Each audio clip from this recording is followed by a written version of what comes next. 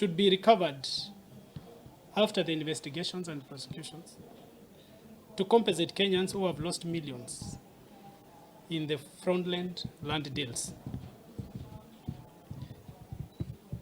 7, Honorable Kalonzo Musyoka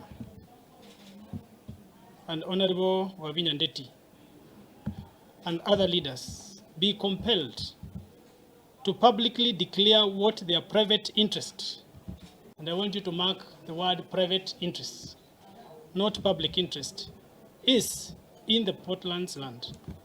They should also be investigated on how much land has been allocated to them through their proxies.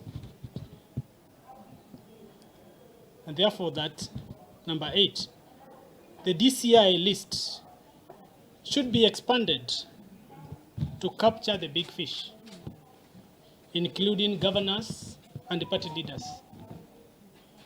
The DCI should not be scared. They should expand the list. We don't believe this is a Macau-only issue.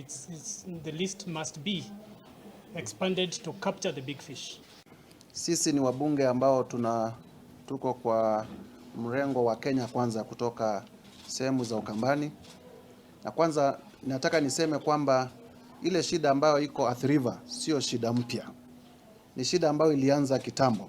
Wakenya wanakumbuka kwamba wakati Mheshimiwa George Saitoti alikuwa waziri wa internal security wakati wa serikali ya Mheshimiwa Mwai Kibaki, in the year 2011-2010 aliweza kuteua tume maalum ya kwenda kuchunguza jinsi wakora walikuwa wamejipanga kuvamia shamba za serikali, chaired by former Commissioner Abdullah Duba. So there was a Saitoti Commission, and the report came in 2012, if those of you care to read. And the report named some of the people who